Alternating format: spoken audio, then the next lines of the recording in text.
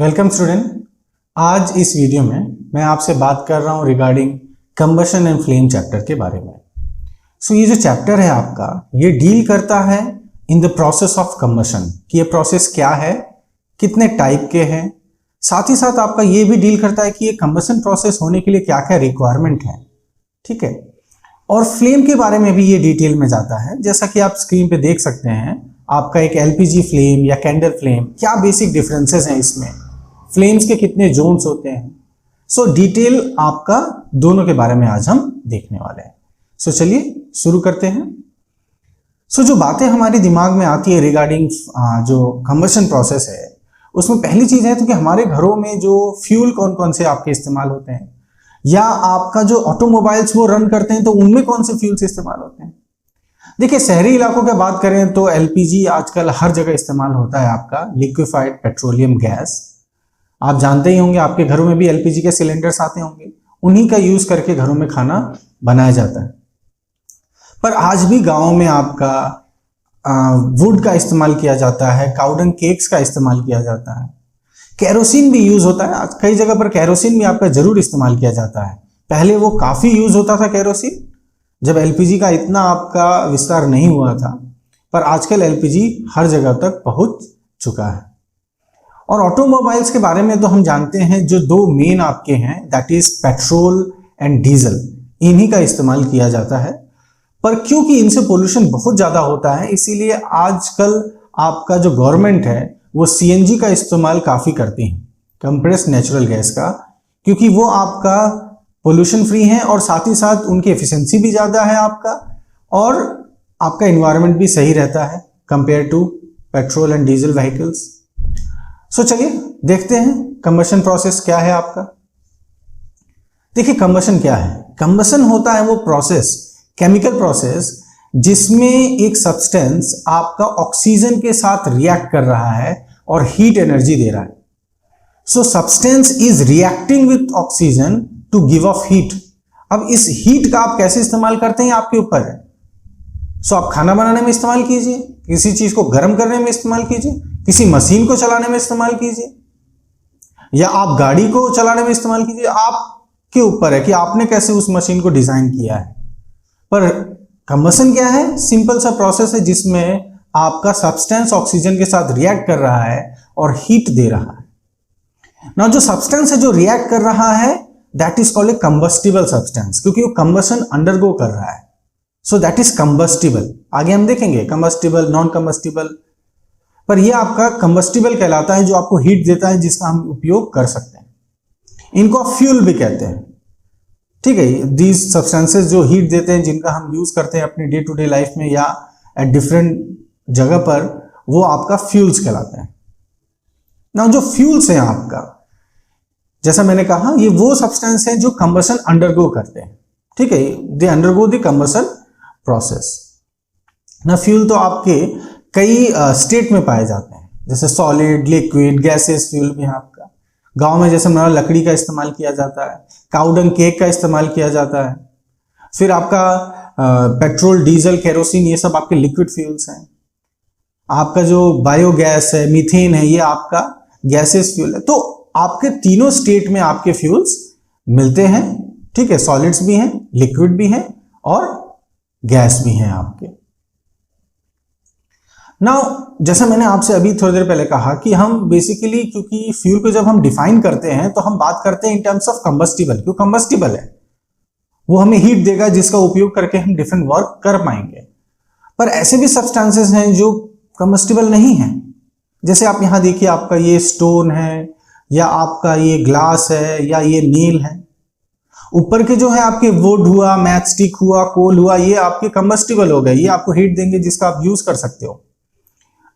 तो मगर ये जो जैसे आपका स्टोन है, ये जलता है, या इसको गर्म किया जाए, हीट दिया जाए, तो आपका ये रिएक्ट तो नहीं करेगा, भले ये गर्म हो जाए, ठीक है, ये गर्म हो जाएगा भले, पर हमें जो उपयोग में लाने वाली हीट ये आपका नहीं देता। तो इस तरह से हम डिफरेंशिएट कर सकते हैं। मतलब process, in the process of combustion, substance oxygen के साथ केमिकली रिएक्ट करना चाहिए टू गिव ऑफ हीट।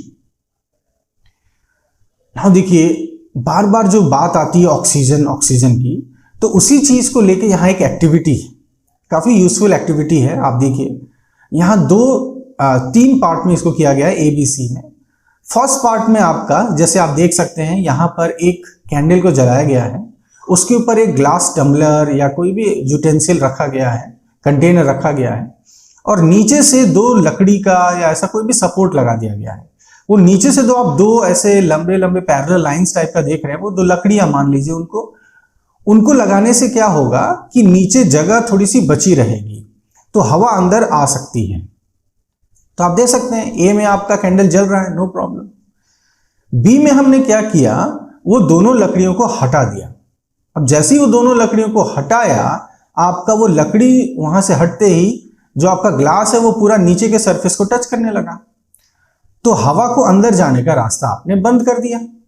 ठीक है, तो इस केस में क्या होगा, इस केस में आपका अगर आपने जाने का रास्ता बंद कर देंगे तो जो भी अंदर का ऑक्सीजन होगा उसका उपयोग करके जितना देर तक वो जल सकता है जलेगा, कुछ देर बाद वो बुझ जाएगा, जैसा बी में आप देख रहे हैं। सी में आपका ऊपर में ओपनिंग है, ठीक है, ऊपर में आप देख रहे हैं जो डॉटेड लाइंस करके हैं वो ओपनिंग है, उस ओपनिंग को कार्डबोर्ड से ढक दिया गया है, तो अगेन सी में भी बुझ जाएगा। तो ये बुझता क्यों है, why does flame goes off in B and C? अरे भाई फ्लेम गोज ऑफ बिकॉज आपने बी और सी में ऑक्सीजन को कट ऑफ कर दिया, ऑक्सीजन के रास्ता खत्म कर दिया। जो ए में आपका नीचे से ऑक्सीजन जा सकता था, आपने बी में आके वो रास्ता बंद कर दिया। सी वाले में ऊपर में ओपनिंग थी, वो भी आपने कार्डबोर्ड से ढक दिया। तो जब ऑक्सीजन जाने का रास्ता नहीं होगा, ऑक्सीजन आपको मिल नहीं पाएगा, सो कंबशन प्रोसेस नहीं हो पाएगा। So it shows that it is required, oxygen is required for combustion. Now जहां ये ऑक्सीजन के साथ रिएक्शन और कंबशन की बात होती है, जलने की बात आती है आपका फ्यूल का, कम्बस्टिबल सब्सटेंस का, वहां एक इंपॉर्टेंट टर्म है दैट इज इग्निशन टेम्परेचर। देखिए इग्निशन टेम्परेचर मतलब क्या है, इग्निशन टेम्परेचर वो आपका लोएस्ट टेम्परेचर है जिसपे कोई सब्सटेंस फायर कैच करता है। So it is the lowest temperature, ध्यान दीजिएगा, लोएस्ट टेम्परेचर, मैक्सिमम नहीं, lowest, minimum temperature at which substance catches fire.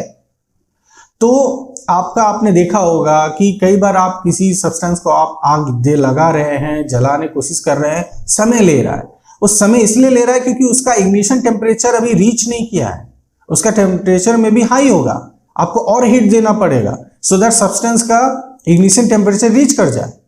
कुछ में आपको नहीं देना पड़ता ऐसा, जैसे एलपीजी को जलाने के लिए आपको घंटों इस्तेमाल वेट नहीं करना पड़ता है ना, माचिस की तिल्ली या लाइटर से वो तुरंत जल जाता है। ठीक है, मास्टिक की जैसे मैंने बात किया, माचिस की तिल्ली की बात की, तो मैचस्टिक में आपका फास्फोरस यूज होता है, उसका भी इग्निशन टेम्परेचर काफी कम है, वो भी थोड़े से फ्रिक्शन से जल जाता है आपका।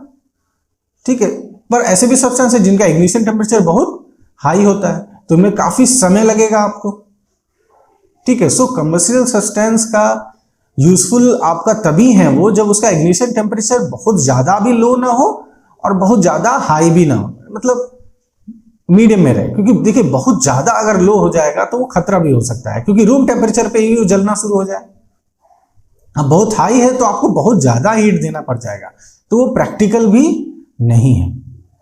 जैसे यहां बताया गया कि केरोसिन ऑयल और वुड आपका रूम टेम्परेचर पे फायर कैच नहीं करते, तो उन्हें हमें हीट करना पड़ता है, हीट देना पड़ेगा तभी वो फायर कैच करेंगे। ठीक है, नाउ एक और एक्टिविटी यहां पर शो की गई है, जो आप देखिए पहले पार्ट में आपका एक पेपर कप कोन जैसा बनाया गया है पेपर का, उसमें पानी देके उसको गर्म किया जा रहा है, और उसी के बगल में राइट हैंड साइड में बिना पानी के उस पेपर को आपको फ्लेम पे दिया जा रहा है। सो पहले पार्ट में, पहले डायग्राम में फ्लेम के ऊपर उसको दिया जा रहा है, जब उसके अंदर पानी आप देख सकते हैं ब्लू रंग का पानी, वाटर वहां मेंशन्ड है। दूसरे में आपका पानी नहीं है, तो व्हाट डज वी ऑब्जर्व, हम क्या ऑब्जर्व करेंगे, हमें यह मिलेगा कि जो सेकंड केस में आपका पेपर कप आग लग जाएगा, इट विल कैच फायर, पर फर्स्ट केस में वो फायर कैच नहीं करेगा। भले आपका पानी गर्म होना शुरू हो जाएगा, आप थोड़ी देर बाद पानी में ऐसे टच करके देखिए वो बहुत ज्यादा गर्म हो जाएगा, तो ये काफी एक सरप्राइजिंग होगा कि भाई पानी इतना गर्म हो गया और ये पेपर जो बिना पानी के इतना जल्दी जल जाता है, ये अभी तक जल क्यों नहीं रहा? तो इसका कारण यही है, देखिए, कि आपका जो हीट आप दे रहे हो पेपर को, वो हीट पूरी तरह से पानी ले रहा है। बाय कंडक्शन वो पानी को ट्रांसफर हो रहा है। तो पानी आपका भले बॉयल होना शुरू हो जाए, वो सारा हीट खींच रहा है, तो पेपर को वो हीट पहुंचने नहीं दे रहा है। तो जब पेपर को हीट मिलेगा नहीं तो उसका इग्निशन टेम्परेचर रीच नहीं हो पाएगा, और अगर उसका इग्निशन टेम्परेचर रीच नहीं कर पाएगा तो जाहिर सी बात है वो फायर कैच नहीं करेगा। ठीक है ना। इसी में आगे हम देखते हैं इनफ्लेमेबल सब्सटेंस के बारे में। देखिए, इनफ्लेमेबल सब्सटेंसेस वो हैं जो आपका लो इग्निशन टेम्परेचर वाले हैं और इजीली फायर कैच कर लेते हैं, काफी जल्दी से उसमें आग लग जाता है। जैसे मैंने अभी आपसे बात किया, लिक्विफाइड पेट्रोलियम गैस एलपीजी, काफी जल्दी उसमें आग लगता है।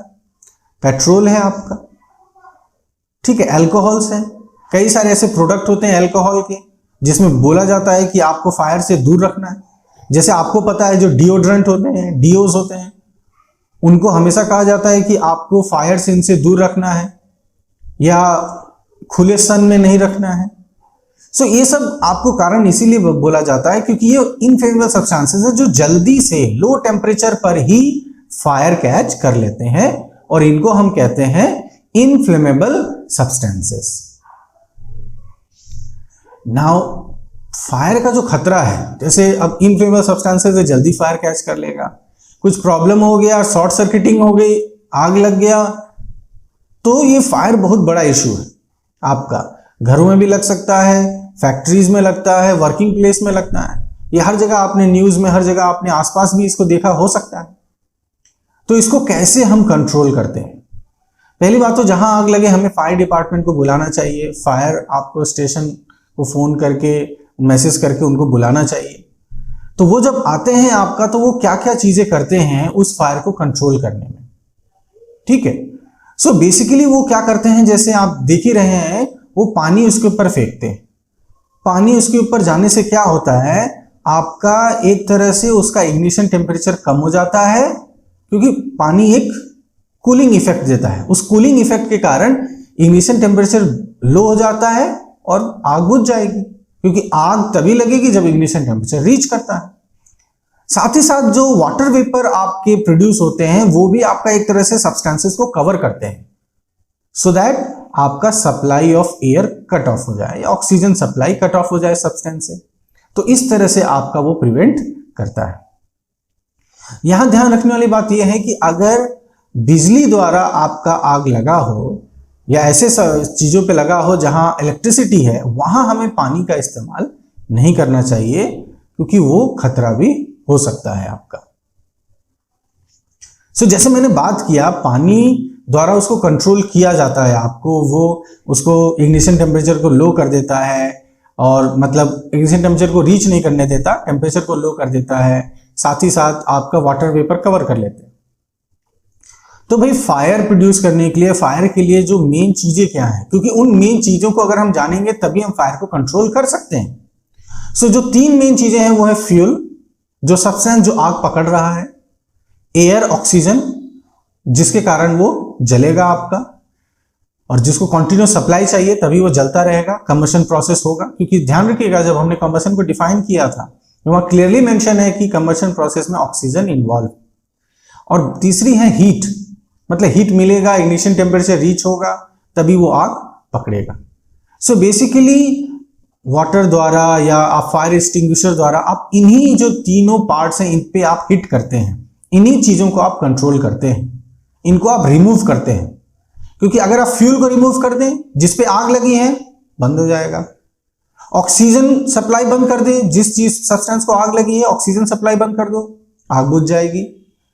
हीट या आपको टेम्परेचर उसका लो कर दो, ठंडा कर दो, आग बुझ जाएगी। तो ये सारे चीजें आपका ये इन्वॉल्व है, ठीक है। इनमें से कोई भी आप रिमूव करते हैं तो आप आग को कंट्रोल कर सकते हैं, ठीक है। फायर एक्सटिंग्विशर भी वही करता है, आपका वो ऑक्सीजन सप्लाई को कट ऑफ करता है। सो हमने तो देख लिया आपका फायर कैसे आपका क्या क्या चीजों पे डिपेंड करता है। अब देखते हैं कि ये जो कंबशन प्रोसेस है, जो ऑक्सीजन के साथ रिएक्शन होता है सब्सटेंसेस का, ये कितने प्रकार के हैं। जो यहां पर आप देख रहे हैं पहला है रैपिड कंबशन। भाई रैपिड कंबशन वो कंबशन है जिसमें नाम से ही क्लियर हो जाता है आपको सब्सटेंस रैपिडली जल्दी बर्न होता है और हीट एंड लाइट प्रोड्यूस करता है। तो it fire catches fire rapidly quickly, जल्दी वो बर्न भी होता है, आपका बर्न होता रहता है और हीट देता है हमें। एग्जाम्पल है एलपीजी, आपका घरों में इस्तेमाल करते हैं, आप देखते हैं ब्लूइश फ्लेम है उसका। दूसरा सब्सटेंस है आपका या कंबशन है वो है स्पॉन्टेनियस कंबशन। देखिए स्पॉन्टेनियस का मतलब समझिए, स्पॉन्टेनियस का मतलब है अपने आप से, उसको कोई सहयोग की जरूरत नहीं है, कोई सप्लाई की जरूरत नहीं है, उसको अलग से आपको कुछ मदद करने की जरूरत नहीं, अपने आप से होगा। तो ऐसे सब्सटेंस जो रूम टेम्परेचर पे ही बर्न करना शुरू कर दें, जैसे फास्फोरस है आपका रूम टेम्परेचर पे बर्न करना शुरू हो जाता है, तो उसको कोई ये नहीं है कि आपको उसको हीट देना पड़ेगा तब वो जलेगा, अपने आप, इसलिए नाम है स्पॉन्टेनियस। तो रैपिड और स्पॉन्टेनियस में समझिएगा, रैपिड में आपको हीट देना पड़ेगा, स्टार्टिंग में उसको जलाना पड़ेगा, तब वो आपका रैपिडली बर्न करेगा। पर स्पॉन्टेनियस में क्या है, स्पॉन्टेनियस में आपका वो अपने आप से बर्न करता है। ठीक है। जो तीसरा प्रकार है आपका वो है एक्सप्लोजन। एक्सप्लोजन में वो आपका एक्सप्लोड करता है with evolution of heat, light and sound. Heat energy release होती है, लाइट एनर्जी रिलीज होती है, साथ ही साथ साउंड। सो जैसे कोई भी आप पटाखे जलाते हैं या कोई एक्सप्लोजन होता है, उसमें आप देखते होंगे कि भाई जनरली हीट तो डेफिनेटली रिलीज हो रही है, लाइट एक चमक है आपके उसके साथ, और साथ ही साथ आवाज भी होती है। तो ये तीनों चीजें आपका इन्वॉल्व है। तो जहां ये तीनों चीजें इन्वॉल्व हो और सडन रिएक्शन हो, वो आपका एक्सप्लोजन कहलाता है। ठीक है। सो इससे हमें बचना चाहिए, आपका इस प्रोसेस से हमें बचना चाहिए, एक्सप्लोजिव प्रोसेस से, क्योंकि ये सडन प्रोसेस होता है, ये कंट्रोल नहीं होता, तो ये आपका एक्सीडेंट भी कॉज कर सकता है। सो हमने कंबशन के बारे में देखा, अभी उसके टाइप्स भी देखे, वेरियस जो चीजें इन्वॉल्व वो भी देखे। अब देखते हैं फ्लेम के बारे में। देखिए फ्लेम्स ना वेरियस काइंड्स होते हैं। जैसा आप देखिए यहां पर 3 प्रकार के फ्लेम्स आपको दिखाए गए हैं।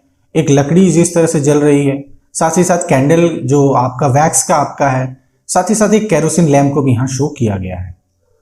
सो ये आपका अलग अलग तरीके के फ्लेम्स आपको नजर आते हैं। ना कुछ सब्सटेंस जैसे चारकोल है ना, वो आपका फ्लेम प्रोड्यूस नहीं करते। तो ऐसा भी होता है कि फ्लेम प्रोड्यूस आपका नहीं करते हैं substance. Now let us see the structure of a flame. उसका स्ट्रक्चर कैसा है। तो यहां पर आपका एक वैक्स का कैंडल है जिसको लेके इस फ्लेम के स्ट्रक्चर को एक्सप्लेन करने की कोशिश की गई है आपका। तो इसमें 3 पार्ट में डिवाइड किया गया है। पहला पार्ट जो इनर मोस्ट पार्ट है, जो ब्लैक अनबर्न्ड वैक्स पार्टिकल्स हैं उसके अंदर। ठीक है, अनबर्न्ड पार्टिकल्स हैं, इसीलिए वो ब्लैक कलर का है। फिर आता है आपका मिडिल जोन, जिसमें पार्शियल कंबशन हुआ है, माने कंप्लीट नहीं हुआ है कंबशन, फुल्ली तरह से कंबशन प्रोसेस आपका नहीं हुआ है, पार्शियल हुआ है, और वो येलो कलर का आपको रहता है। और जो आउटर मोस्ट जोन है वो आपका कंप्लीट कंबशन है, इसीलिए वो ब्लूइश टाइप का कलर आपका होता है। सो ये 3 पार्ट में हमने डिवाइड किया। इनर मोस्ट अनबर्न्ड है, black colour, middle zone partial combustion, ठीक है, कंप्लीट नहीं है, पार्शियल है, येलो कलर, और आउटर मोस्ट जोन जो ब्लूइश कलर का कंप्लीट कंबशन होता है। इन्हीं वेरियस काइंड ऑफ कंबशन के कारण आपको इनमें टेम्परेचर भी अलग अलग पाया जाता है। जो इनर मोस्ट है वो least hot, middle zone is moderately मतलब एवरेज हॉटनेस, और आपका जो आउटर मोस्ट जोन है वो हॉटेस्ट पार्ट होता है। ध्यान रखिएगा, वेरी इंपॉर्टेंट पार्ट, जो आउटर मोस्ट जोन है जो ब्लूइश कलर का है, जहां कंप्लीट कंबशन होता है, वो हॉटेस्ट पार्ट। आपने देखा होगा एलपीजी का भी जो फ्लेम है वो आपका कैसा है, ब्लूइश कलर का है, वहां भी कंप्लीट कंबशन हो रहा है, इसलिए हीट ज्यादा जनरेट होता है और आपका खाना या जो भी प्रोसेस है वो जल्दी होता है। ठीक है। सो इस तरह से हम 3 पार्ट में फ्लेम को डिवाइड कर सकते हैं। Hottest outer most, moderately hot middle, and least hot inner most. Now जो मैंने अभी आपसे बात किया कि जो आउटर मोस्ट पार्ट है वो आपका नॉन लुमिनस है। नॉन लुमिनस मतलब उतनी रोशनी नहीं देता है। ठीक है, लुमिनस का मतलब, लुमिनस जो वर्ड है वो रोशनी से है। सो आपका आउटर मोस्ट नॉन लुमिनस है, पर वो हाईएस्ट टेम्परेचर वाला है। तो उसका इस्तेमाल जो आपके गोल्ड स्मिथ हैं वो क्या करते हैं, जैसे सोना या सिल्वर इसको पिघलाना हो तो आपका जैसे यहां देख सकते हैं वो पाइप द्वारा उस आउटरमोस्ट जोन को पार्ट में ही वो ब्लो कर रहा है, फूक रहा है, जिससे वो आउटरमोस्ट जोन का यूज करके वो गोल्ड या सिल्वर को पिघला सके, क्योंकि वही सबसे हॉटेस्ट जोन होता है। So this is an application of outermost zone, जो कि हॉटेस्ट हाईएस्ट टेम्परेचर वाला होता है। नाउ फ्यूल के बारे में हम बात ही कर रहे थे, अलग अलग टाइप के आपके फ्यूल्स हैं ही, वुड का इस्तेमाल, केरोसिन का, कोल का, एलपीजी, या आपका लिक्विड जैसे पेट्रोल एंड डीजल ऑटोमोबाइल्स में इस्तेमाल होते हैं। ठीक है, इनका यूजफुलनेस हम जानते ही। तो एक अच्छा फ्यूल कौन है, which is a good fuel, उसके क्या कैरेक्टर्स हैं? भाई देखिए, एक अच्छा फ्यूल वो रेडिली अवेलेबल होगा, हर जगह आपको अवेलेबल हो जाना चाहिए। अगर किसी फ्यूल को लेने के लिए आपको कई 100 किलोमीटर चलना पड़ रहा है तो आपके लिए वो अच्छा फ्यूल नहीं है। साथ ही साथ it has to be cheap, मतलब बहुत ज्यादा हाई अगर उसका रेट है, पैसा उसको आपको देना पड़ रहा है, तो आप उसको डे टू डे लाइफ में या डेली यूज नहीं करेंगे। Burns easily in air at moderate rate, has to be burns easily, है ना, बहुत समय लगता है आपको अगर उसको आग लगाने में या बर्न करने में। जैसे मैंने बात किया था, अगर इग्निशन टेम्परेचर बहुत हाई हो तो वो भी अच्छा नहीं है, क्योंकि आपको बहुत हीट देना पड़ेगा, तब जाके आपका वो जलेगा। और produces a large amount of heat. देखिए जाहिर सी बात है, आप एक फ्यूल अगर आप यूज करते हैं तो आप ये सोचते हैं कि भाई वो हीट, अच्छा खासा हीट देगा, जिससे आपका जो भी काम आप करना चाहते हैं उस हीट से वो आपका हो सके। ठीक है, and it does not leave behind any undesirable substances. देखिए ये सारे जो कैरेक्टर्स हैं ना, ये गुड फ्यूल या आइडियल फ्यूल के हम बात कर रहे हैं। कहीं ना कहीं हर एक फ्यूल में थोड़ी बहुत कमियां तो होती हैं। ठीक है, नाउ जो फ्यूल अच्छा है या आपका इतना अच्छा नहीं है, कितना हमारे यूजफुल है, ये हम फ्यूल एफिशिएंसी से भी देख सकते हैं। फ्यूल एफिशिएंसी को हम मेजर करते हैं कैलोरीफिक वैल्यू से। देखिए एक आप फ्यूल को जलाते हैं तो वो कितना हीट देता है, ये कितना हीट देता है, यही आपका फ्यूल एफिशिएंसी होती है। ठीक है, अगर मान लीजिए आपको 1 kg फ्यूल आप जला रहे हैं, उससे हीट बहुत कम निकल रहा है, तो आपका वो किसी काम का नहीं है, वो ज्यादा वर्क नहीं कर पाएंगे आप उससे। ठीक है, आप कंपेयर कर सकते हैं, आप कई किलो लकड़ी ले आए, उससे आप खाना बनाते हैं, और आपका जो एलपीजी सिलेंडर है वो कितना दिन तक चलता है। सो आप खुद ही कंपेयर करके देख सकते हैं, महीनों आपका एलपीजी चलता है। पर अगर आप सोच के देखिए, अगर आपको 1 महीना सिर्फ लकड़ी पे खाना बनाना तो कितनी ज्यादा लकड़ी आपको लगेगी। तो यहीं पे डिफरेंस आता है कैलोरीफिक वैल्यू का। आप देख सकते हैं जो आपका चार्ट है यहां पर, वुड का आपका 17,000 to 22,000 kilo joule per kg, जो उसका यूनिट है किलो जूल पर केजी, है ना। 1 केजी में कितना किलो जूल, जूल आप जानते हैं एनर्जी का यूनिट होता है, तो किलो मतलब 1000 जूल। तो 1 केजी फ्यूल आपने जलाया, उससे कितना हीट जनरेट हुआ, कितना किलो जूल हीट जनरेट हुआ, यही कैलोरीफिक वैल्यू है। तो वुड में देखिए 17,000 से 22,000, कोल 25,000 टू 33, आप एलपीजी में आ जाइए 55। सो वुड से तो आपको 3 गुना आपको वो हीट दे रहा है। दैट्स वाई आप कंपेयर ही नहीं कर सकते फ्यूल में एलपीजी और वुड का। पर जहां फायदे हैं फ्यूल्स के, वहां नुकसान भी है। ये जो फ्यूल्स बर्न होते हैं तो ये काफी आपके ऐसे सब्सटेंसेस भी प्रोड्यूस करते हैं जो आपका हमें रेस्पिरेटरी डिजीजेस कॉज कर सकते हैं। तो carbon fuels like wood, coal, petroleum जो आपका मेन है, वो अनबर्न कार्बन पार्टिकल्स जो फुल्ली कंबस्टिबल माने फुल कंबशन नहीं होता है, तो वो बच जाते हैं, फुल्ली बर्न नहीं हो पाते, वो सब्सटेंसेस रिलीज करते हैं। अब ये सब्सटेंसेस हमारे रेस्पिरेटरी ट्रैक में जाएंगे, लंग्स में जाएंगे, तो हमें वेरियस डिजीज लाइक अस्थमा हो सकता है। नाउ एक यहां इंपॉर्टेंट बात बताता हूं रिगार्डिंग कार्बन मोनोऑक्साइड। ये इनकम्प्लीट कंबशन में होता है। जैसे कोयला अगर आप छोड़ दे कहीं पर और उसका इनकम्प्लीट कंबशन हो रहा है वहां, तो कार्बन मोनोऑक्साइड निकलेगा। हाईली पॉइजनस गैस है ये। अगर रूम बंद है और किसी ने कोयला जला के छोड़ दिया, सो ये आपका डेथ भी कॉज कर सकता है, क्योंकि ये गैस हमारे जो रेस्पिरेटरी ट्रैक में जाता है, सिस्टम में जाता है, और फिर ऑक्सीजन कैरिंग कैपेसिटी को ये हिट करता है। बॉडी के ऑक्सीजन सेल्स के ऑक्सीजन मिलने को ये हिट करता है। So that is highly dangerous. ठीक है, so carbon monoxide is a highly poisonous gas जिससे काफी हार्म होता है। जैसे मैंने बात किया कि फ्यूल के बर्न करने से आपका फायदे हैं, नुकसान भी। तो मेन जो प्रॉब्लम है वो है global warming and acid rain. Global warming में क्या होता है, देखिए अब आप जब ये फ्यूल्स को बर्न करते हैं तो वो कार्बन डाइऑक्साइड गैस रिलीज करती है। अब ये कार्बन डाइऑक्साइड गैस जाएगी एटमॉस्फेयर में, जाएगी, उस कार्बन डाइऑक्साइड की संख्या या कॉन्सेंट्रेशन हमारे एटमॉस्फेयर में बढ़ जाएगा। तो उससे नुकसान क्या होगा?